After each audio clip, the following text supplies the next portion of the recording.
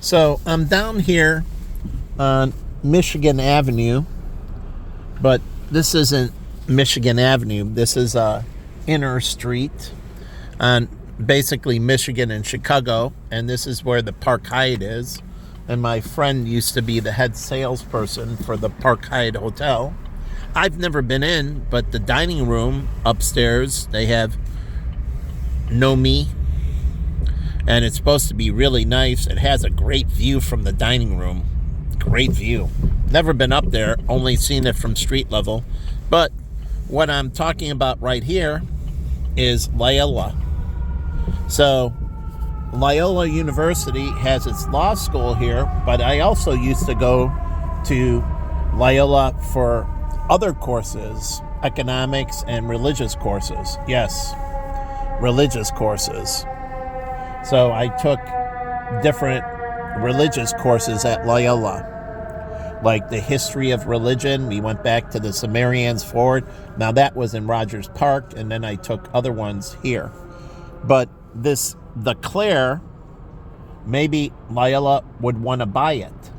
And then this church right here, why wouldn't Loyola try to integrate with this church? Truly, this church. They have these structures down here, the law school and everything. And then they have this building right here.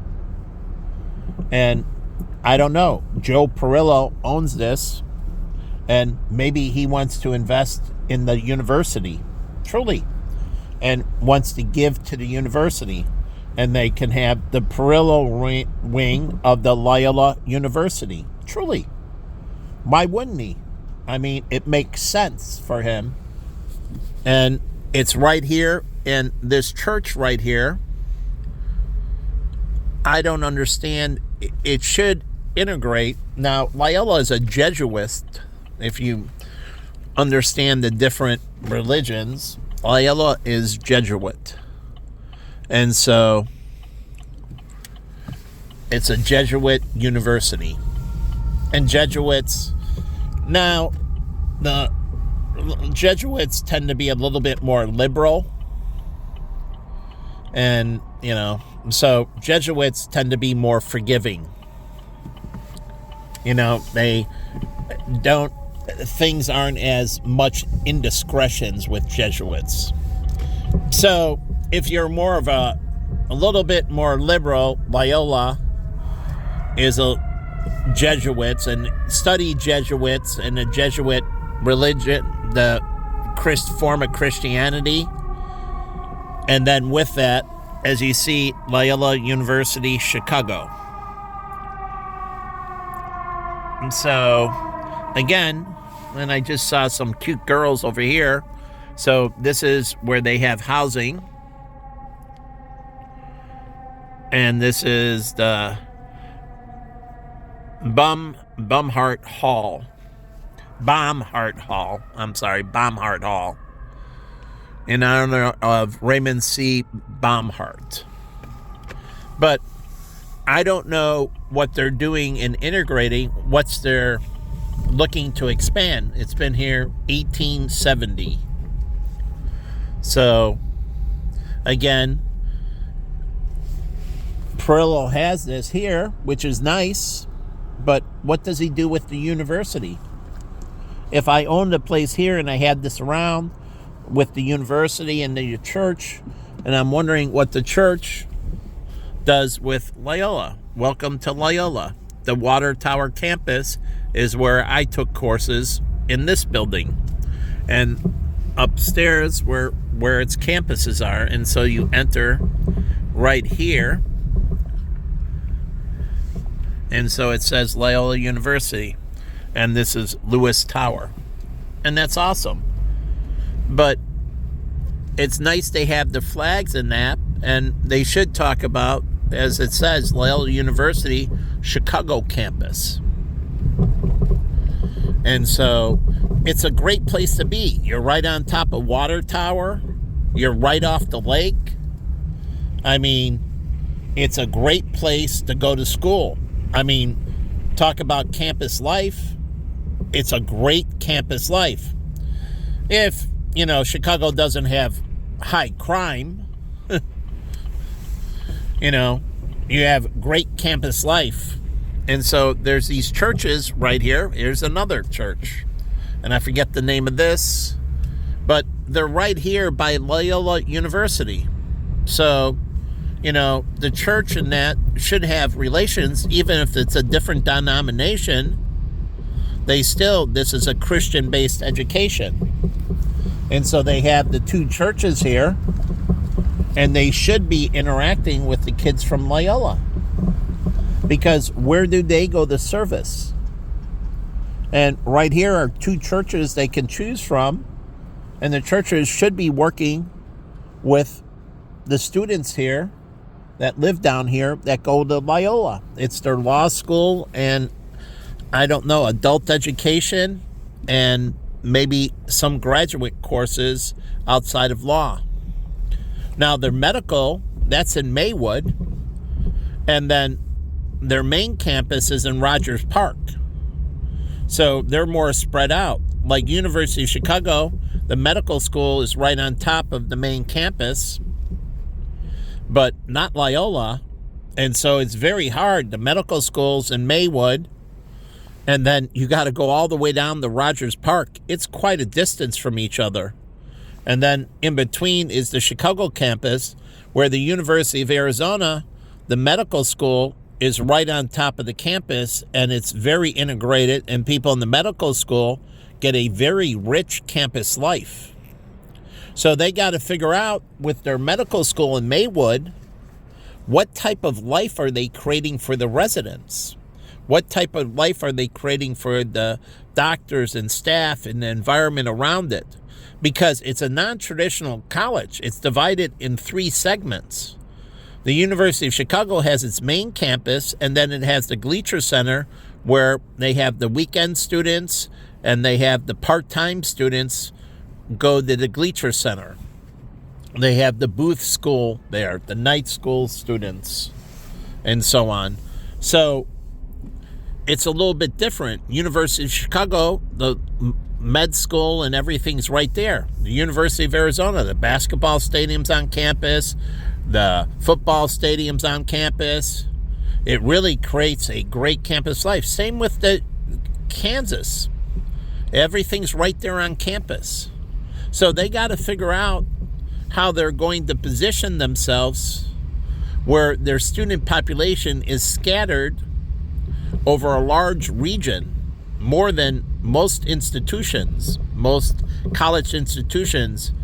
Loyola, Maywood, the hospital way out there, then here, the law school and adult education and maybe some graduate, and then way down there is Rogers Park, their main campus.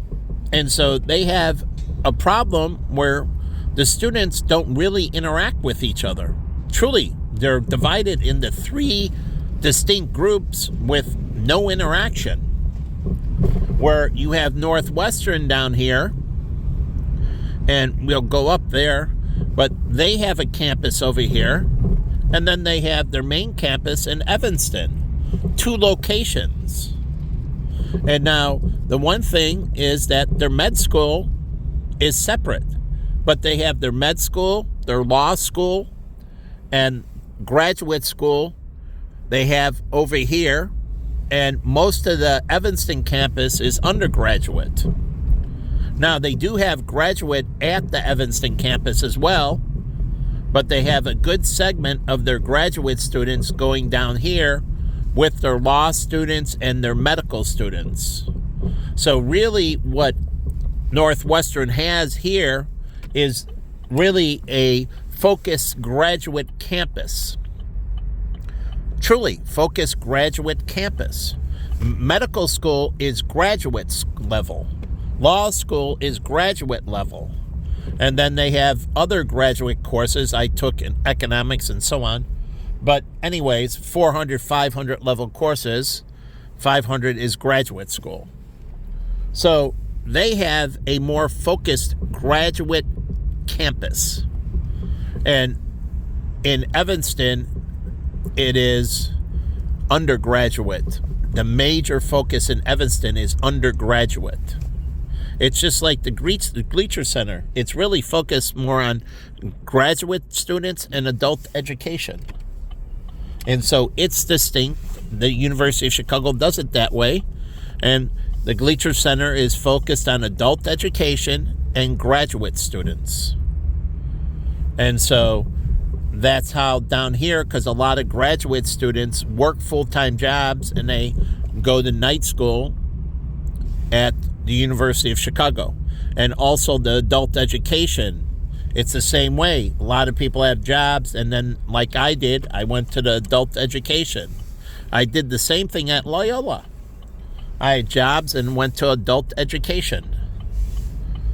And so you got here where obviously their medical school at Northwestern can have residents here because now they're integrated. Children's Hospital of Chicago and Northwestern should have put out pediatricians. Truly, their medical school, Feinberg, should expand and incorporate Robert and Lori. That was the whole point of it moving here. The woman demanded, they said, I'll give you $100 million, but you have to move to this location. And she did, Ann Lori, and said, you got to move by the women's hospital apprentice at Northwestern. So when they have babies, if there's anything wrong, the baby can go right here. Or if the woman is pregnant and has issues, she can come over here and get the baby checked out. She can go in and get herself checked out and then come over here when she's pregnant, and the pediatricians can check out the baby. But she demanded, and they moved across from Northwestern. So now Northwestern needs to expand its medical school to encompass. Here's the Northwestern campus, but unlike Loyola, they have flags and everything indicating this is, Loyola University. They got a sign there that says Northwestern with no lights, and then they got a banner up here, and that NM, Northwestern Memorial. But again, I don't think they do a good job of in-your-face branding. Now here they got some light and so on, but again, I don't know. I was just forced to turn down here apprentice by the guy who was tailgating me because they were running up to the red light and they wanted to tailgate me, and so they forced me into a bad decision. This piece of garbage in this car up here by tailgating me. Me naturally wanting to get out of their way because they're the bully, and so these are pieces of garbage. And then he's racing around with his muffler, breaking the noise ordinance in the city of Chicago. But the cops don't care about anything here. They don't care about maintaining the peace. You remember I told you about vibrational energy and how that vibrational energy can cause all kinds of mental health problems? You already have high rates of traffic in that.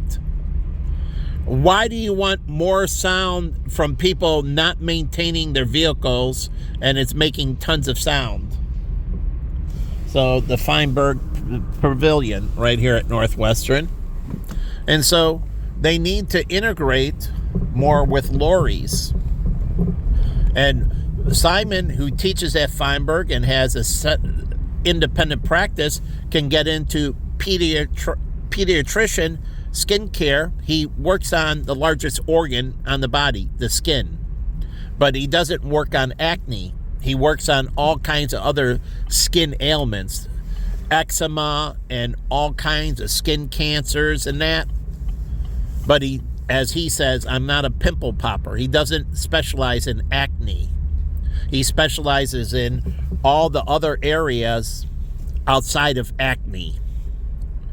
And he can start a pediatric specialty, truly, for Lori's, and they can get into both acne with hair, truly treating acne, and pre-puberty acne and post-puberty acne. And Lori's, in conjunction with Northwestern, and Simon can help develop the program, but he treats eczema and skin cancers and everything else, which he treats the largest organ the body has. Now it's an external organ, but it's still the largest organ, the skin. And so you have Children's right here, where I volunteered from in the old and in the new. And then it's right here, Prentice, and this is the Olson Pavilion, and spelled like my name. But again, here's the Prentice Women's Hospital. And the point is, she wanted women that are pregnant to be able to have their babies checked out by specialists in the womb. If there's anything going on, they can just go right over to the specialist and they can look at it. So here's Feinberg, and they have the sign right here. But I don't even ever hear anything about Feinberg School of Medicine. I don't get anything from them. I get pieces from Harvard and Mayo Clinic and that, but nothing from Feinberg. But anyways, and here's this path I used to take. So I used to go to school in this building, Feinberg. It has graduate classes too that are non-medical. And then I used to take this walkway over through this building on here, and then out this building, and then to another building, and through that building, and then out into the parking garage. So it was in the wintertime, so I didn't want to walk outside. So I just walked, and the buildings connect, and so I could stay inside, and then I had to go outside. The parking garage isn't connected, but now it is, and you don't have to stay inside. But technically, I think this was the building I took classes in, but again, it was a long time ago. It was when I was at Charlie's in 95. So anyways, and then there's a baseball field over here where I played softball in a competitive softball league. And then after the games, we all went to Hooters and hung out at Hooters after the game. Truly, it was good. My friend Jonathan, my brother, plays in all these softball leagues. He never invited me to play. I played in a softball league when I was at Vanguard in Scottsdale. We had a league put together of our team, and Mark put it together, one of the guys, and we played in a softball league. But we should have had more sports at Vanguard. But I played in a softball league with the people that I work with, and we had a softball team. And then I played with my friend Jonathan and on a softball team as well.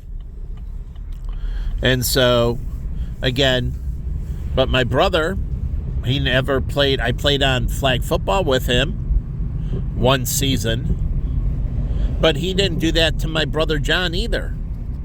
And the funny thing is, this is how families disconnect. These are things that were all athletic. We all like football and softball, and we could have played on these teams. And I admire my friend Jimmy and David and Michael.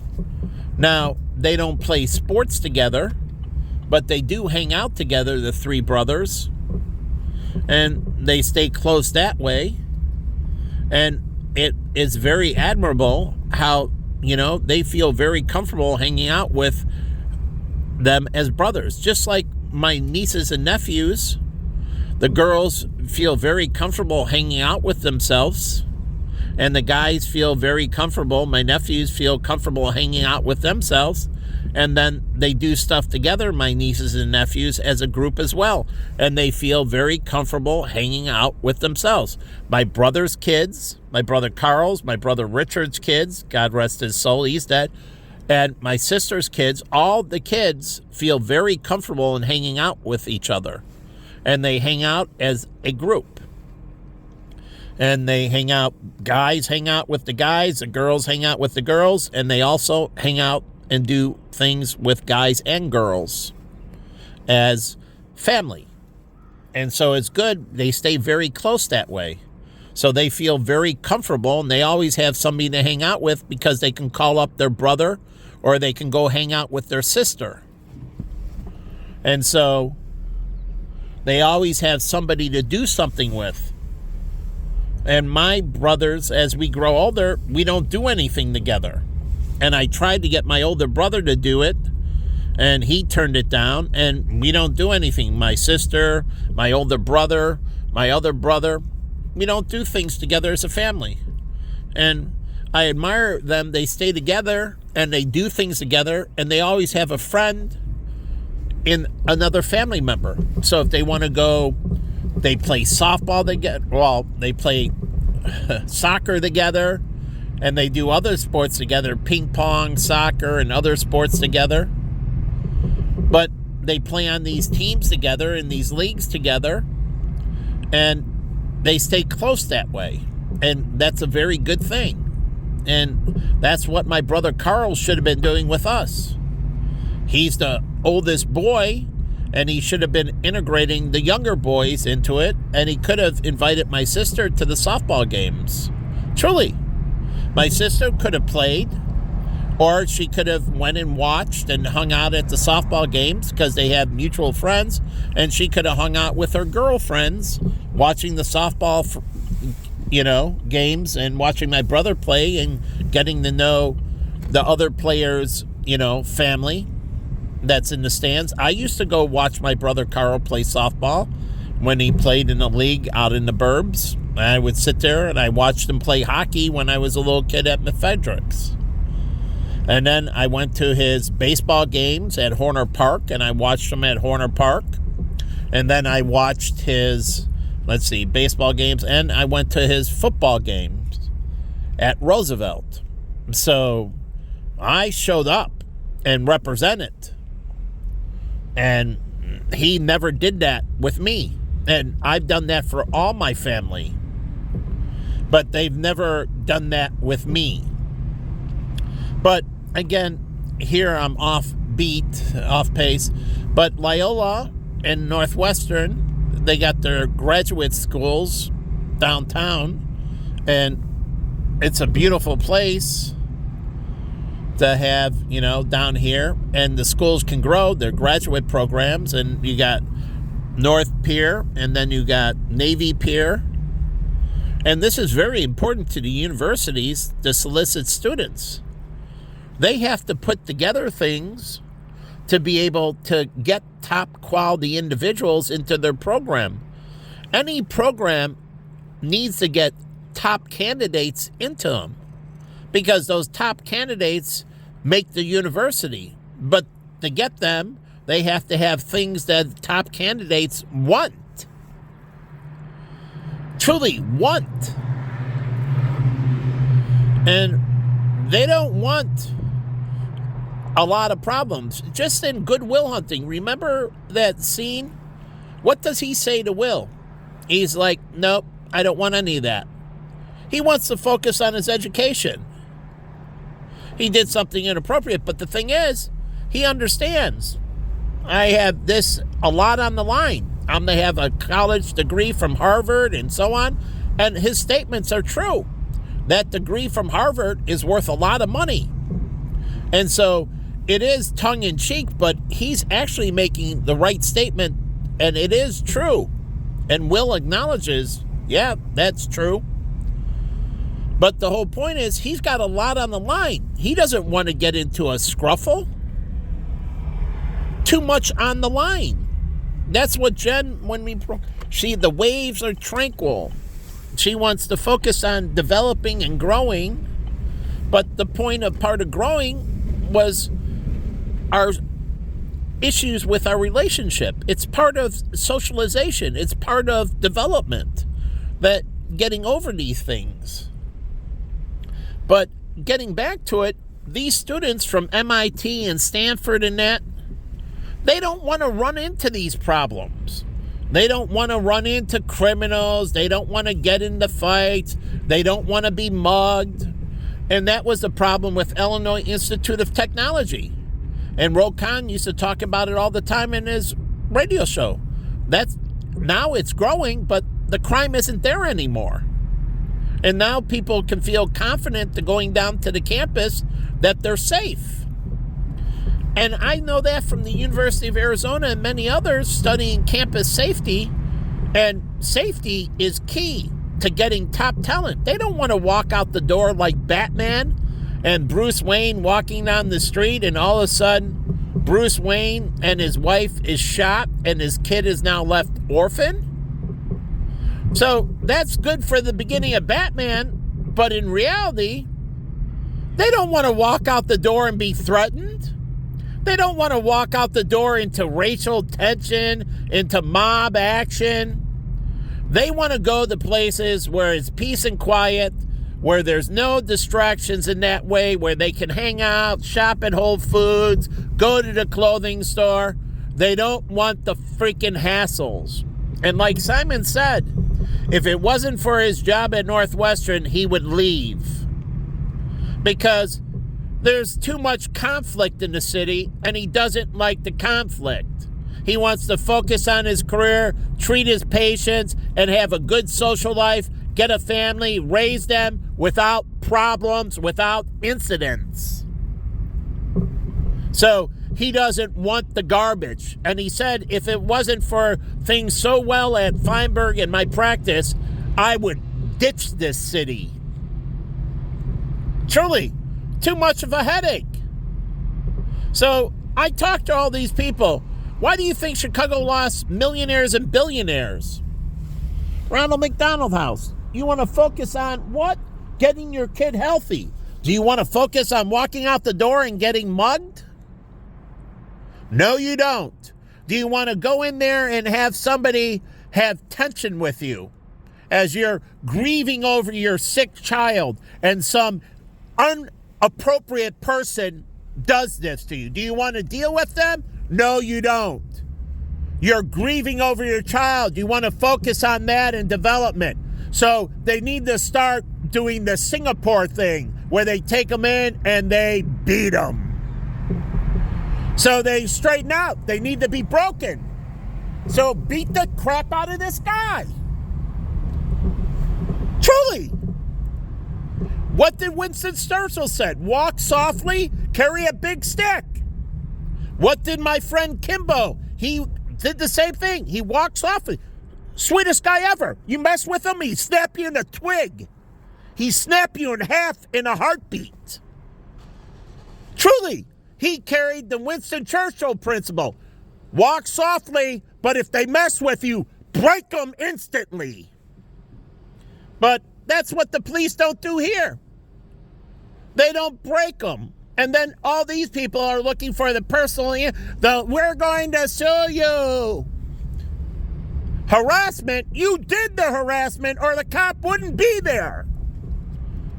Just like Eric Gardner. They called the cops, just like Trayvon Martin, yeah. The cops were called on him. If he didn't do the crime, the cop wouldn't have been in front of him. But no one thinks about that. Just like Rodney King. He did the crimes, and the cops are there.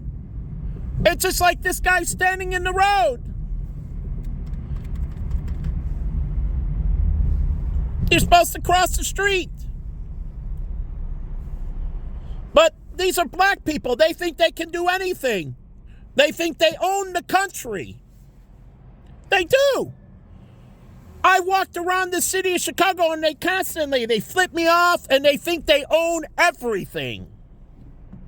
And they think they can do whatever they want. They riot and burn down LA. They don't get punished. They go over here on Roosevelt in Michigan, block everything off. They don't get punished. They do whatever they want and they don't get punished. God's going to kill all these people. So when they die, as Lord is my witness, I want them to slaughter them.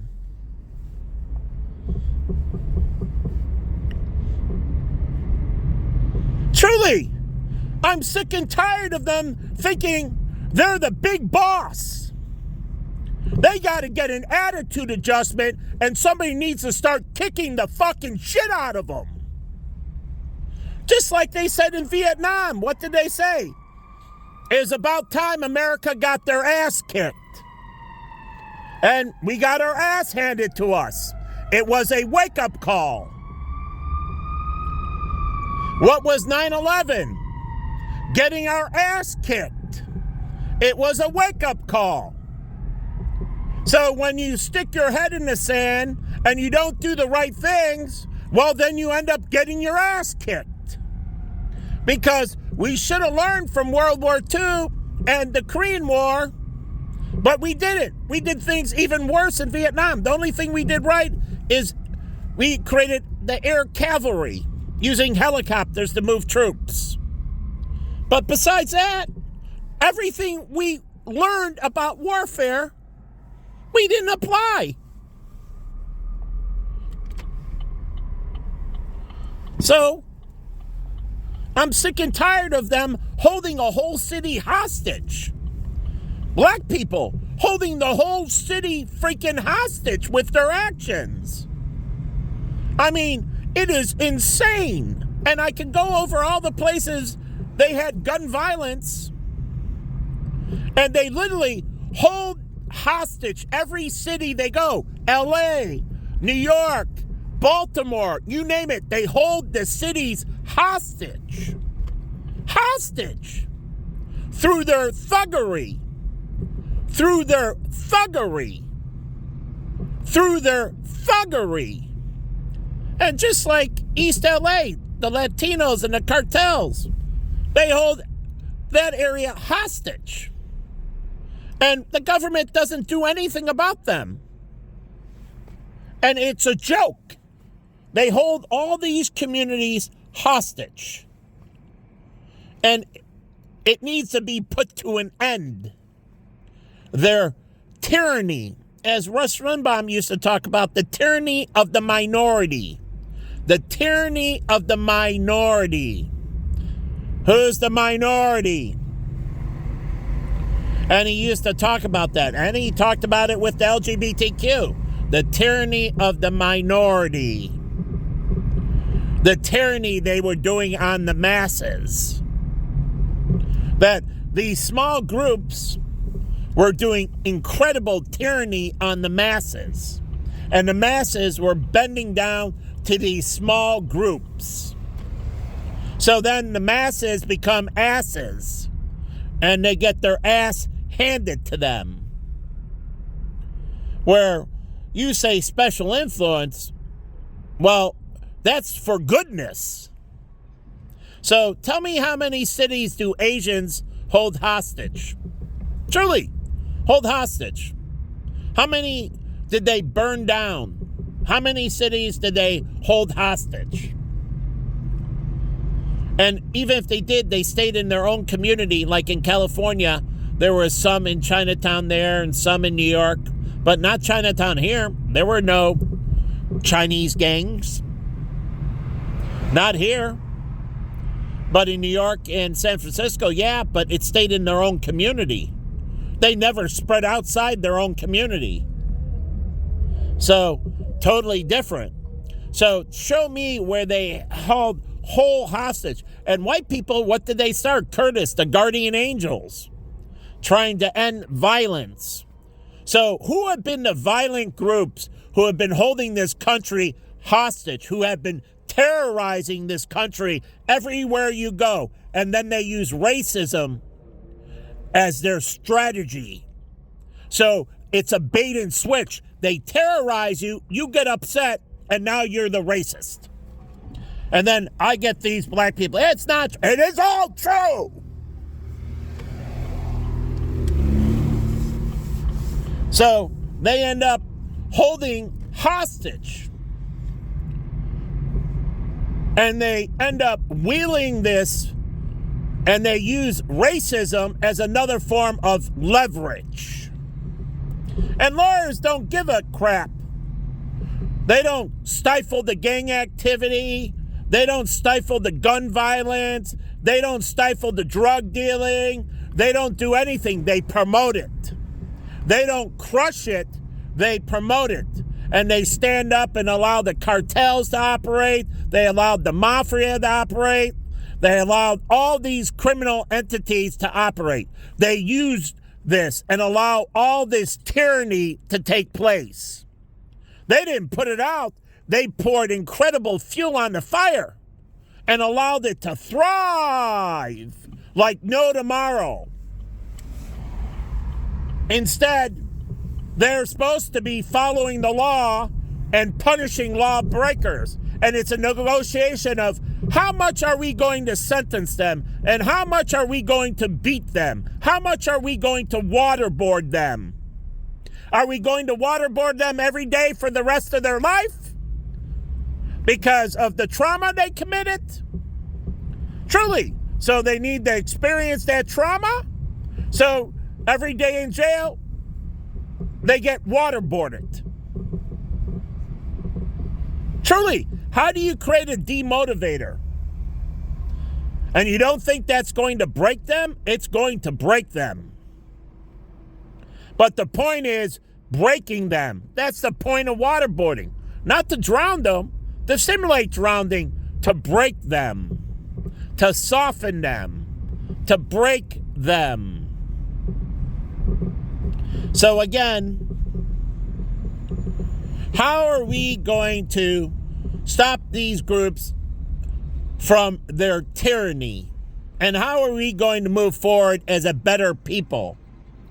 Making sure they can never, ever, ever rise up again. Truly. How are we going to take all their leverage away? How are we going to purify the legal system and start kicking out lawyers and disbarring them? They did it to the President of the United States, and I think his wife. That means you can do it to any lawyer, right? You can disbar any lawyer. That's what it showed. And he was a sitting president, and they disbarred him. So where are we getting rid of lawyers that support the cartels, that support mob violence, that support the rioting, that support these people doing illegal actions? Where are we getting rid of them?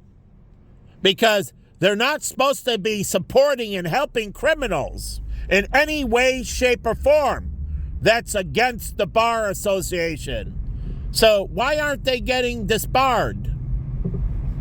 Truly. So why aren't we cleaning the legal system? Why aren't we getting rid of these pieces of garbage? Like here's a lane on the right, the left, that's wide open. But if you come up on me fast, that means you're going somewhere, right? And if you're going somewhere, why would you want to sit behind me? The only reason you would want to sit behind me is to terrorize me. Truly, to terrorize me. This is called bullying. There's that lane right there. He was the one who came up upon me. Not me upon him, him upon me. Terrorizing me, bullying me. Truly. Him threatening me. Not me threatening him. Him threatening me. Bullying me. Terrorizing me. Tormenting me. Stalking me. Persecuting me. Harassing me. There was a free lane all the way. And he was the one who approached me. Not me to him. Him to me. And that's what you've been allowing constantly. Them to harass me instead of taking them out. Which I learned talking to the Secret Service. And they said, if you move towards the president, we will end you immediately. Now, this was before, when they didn't tolerate any of that. He would be taken down in this truck immediately. That was it. Locked up, see you, bye-bye. And everything you dreamed of disappears. So do you really want to do that? You should ask yourself. Truly, are you willing to destroy your life and those that are involved with you, their life, because they'll feel grief for you? Do you really want to take that chance? Bin Laden, he didn't take that chance. Remember, he had his family in the compound and his wives and everything. So the people he truly loved, they never got hurt. Never got hurt. So he wasn't taking any chances with them, and he never thought we'd find him. But he wasn't taking big compound, never looking up. Look at his actions. He wasn't taking any risk with his family. Any risk. And here's a terrorist. He understands that these are no-risk situations. No zero-tolerance situations. Zero tolerance. Bin Laden, look at the compound. Read everything. Watch the movie. No risk with his family. Wouldn't let people in. Wouldn't in. Watched them. Made sure they were highly protected. Highly protected. Nothing happened to any of his family members until we invaded. But they were highly protected. No one messed with them. And if somebody messed with Bin Laden's family member, they wouldn't be alive tomorrow. That was it. They were dead. They wouldn't exist anymore. Zero tolerance. And people need to learn, don't mess. And it's funny, I could go in New York City and California and these places and never have a problem. But in Chicago, I persistently have problems of being harassed and attacked. Consistently. These people here are terrorists. They are terrorists. They're walking around and they are terrorists. They are terrorists, violating the laws left and right. Everything they can do, whenever they want, however the F they want. That's a domestic terrorist. The Constitution says you follow the law. If not, you go to jail. That's it. So it's mandatory, the Constitution says. Not an option. And you got to get a permit to protest. You got to get a permit to protest. So, just like Costa, the cops had to move him away. He had no permit to be there. Ask him. They told him for his protection, but also you don't have a permit to be here, and we have to remove you. You have no right to protest. So they removed him. He went, but he had no right to protest. Do you have a permit? Did you get blessed like the neo-Nazis? They followed the rules. They went and got a permit. And then they got a time and a date in a park in Skokie around none of the residents. And they could go in the middle of the park and yell and scream as much as they want. How about the Tea Party? It did the same thing. It got a permit. They got a park. And people showed up and wanted to listen, were there. And no one else. They weren't in the general city, marching down, so on and so forth. They got in a remote location. They gave them a permit. Go ahead. Scream all you want in the middle of this park at this time and this date. And what did the neo-Nazis do? And I watched the whole thing. And they left. They cleaned up their stuff and they left and never heard from again. Never heard from again. They never asked to speak or march or anything. They had their little moment in the park. They yelled and screamed, and then they went away. It's been decades and decades and decades. But the funny thing is, they followed the law. That's what I was watching. Does this group follow the law? They followed the letter of the law to a T. They came in, they did their thing where they were allowed, and then when they left, they took everything out. They cleaned up after themselves. They cleaned up after themselves. They didn't get cited for littering or loitering, and they left. Here, everybody walks around, and they think they can do it anywhere they want, and that's not true. So go back to Skokie. Go back to the court and the ruling. You can get this time at this place in the middle of this park and no one's going to be around. It's closed off for you. And if people want to go see you, that's fine, but you can go scream all you want. And then you get that 2 hours or hour, and then you're done. So people have to come find you. People have to come find you. And that's what they had. In the park at this time, and if people want to show up, they can, but they have to find you. You don't find them. They find you. So that's how protests work. So around here, anyone protesting should be immediately locked up. They can go for their permit, then we stick them in the middle of the park, or we stick them on a barge in the middle of Lake Michigan, and they can scream away, and then once they're done, they go back to shutting their mouth. Truly. But that's how they're supposed to be done. Unlike this vigilante shit is not tolerated. Either you have a permit or you get locked up. And if you open your mouth otherwise, you get locked up. Zero tolerance. You don't have a right. You have the right to remain silent. Anything you say can and will be held against you in a court of law. That's your right. So when you open your mouth, you're being judged. So whatever you say is judged and can be used against you, just like I know. But some reason they don't use it against them, but they use it against me, and they torment the shit out of me, but they don't torment the shit out of them. Interesting. Where's the reciprocity? Where is the reciprocity? Why shouldn't they get the shit tormented out of them the way they've done to me? Why shouldn't they receive it? Equal justice under the law, right?